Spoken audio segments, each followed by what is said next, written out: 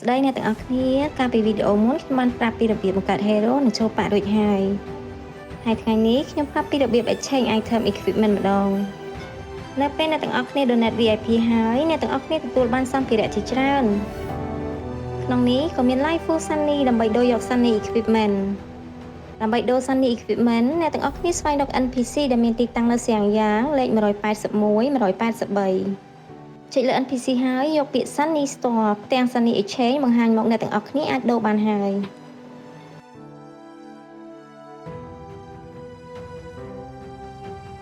ក្នុង VIP នេះក៏មានដរសម្រាប់ដូរយកបុព្វដែល NPC មានទីតាំងនៅហ្វឹងសៀង221និង196អ្នកទាំងអស់គ្នាចុចលើ Shop J Point ទិញ Big Jensen និង Book T Point ដើម្បីហាត់សិភៅប៉ាក់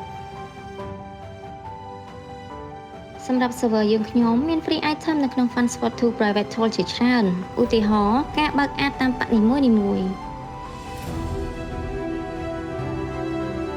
របៀបនៃការ exchange equipment ខ្ញុំនឹងប្រាប់អ្នកទាំងអស់គ្នាម្ដងមួយ item clock token level 90អ្នកទាំងអស់គ្នាអាចរកបាននៅ page 173 178មានឈ្មោះថា Love Full Store item ដែលត្រូវការមាននៅតាម event ផ្សេងៗឬក៏អ្នកទាំងអស់គ្នាអាចរកបាននៅ shop level 2មានឈ្មោះថា Agent Exchange Good and Peace អ្នកទាំងអស់គ្នាអាចដូរឲ្យហើយដើម្បីដូរយក XS equipment ដែលមានស្ថិតនៅ XS Store ដែលមានទីតាំងនៅជាមួយ NPC Sunny Store ធ្វើដំណើរទៅ shop event ដើម្បីរក book level 3បន្ទាប់មកអាចទិញ outfit ដែលមាននៅក្នុងទូខោអាវចុចលើ Forever ហើយជ្រើសរើស outfit ដែលពេញចិត្តរួចចុច buy ដើម្បី view outfit អ្នកទាំងអស់គ្នាចុចលើ key F3 ហើយចុច click លើប្រអប់ដែលមាននៅក្រោមអាវុធដែលអ្នកពាក់Mystic Royal Store ទីតាំងនៅ page 174 176មានមកហើយមាន Brilliant និង Glory Jet upgrade និងជាពិសេសនោះគឺ Title ដែលអ្នកទាំងអស់គ្នាស្គាល់ថា Title Lina ធ្វើដំណើរជាមួយគ្នាទៅកាន់ Tongtian Store ទីតាំងនៅ page 145 177មាន equipment ដូចជា Jet 9 Sky, Phoenix និងអាវុធហុងហោជាដើមតែមុនពេលអាចដូរបានអ្នកត្រូវ upgrade Jet និងអាវុធទៅ Universal ជាមុនសិនដែលអាច upgrade បាននៅ Lian Sun Store ដែលមានទីតាំងនៅជិតគ្នានិង Lian Sun Event នេះក៏អាចចូលដើម្បីស្វែងរក TG Token ផងដែរ Mystery Place ឬ MP អ្នកទាំងអស់គ្នាអាចចូលដើម្បីស្វែងរក Ground Gold និងមាន Shop Exchange Item សម្រាប់ Book Tato ដូចជា Gold Plating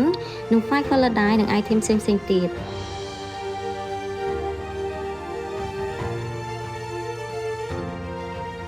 សម្រាប់ Item នំ Isoric និង Fire Element Plate មាននៅក្នុង Shop Level 3 នេះ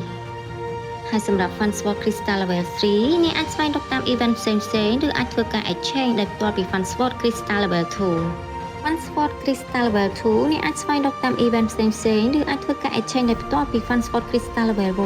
1 Fun Sword Crystal Level 1អ្នកអាចស្វែងរកតាម Event ផ្សេងៗឬអាចធ្វើការ Exchange ដោយផ្ទាល់ពី Dragon Coin ដែលបានពីការសម្លាប់មេនិងរើសប្រអប់ពី Event មេនោះ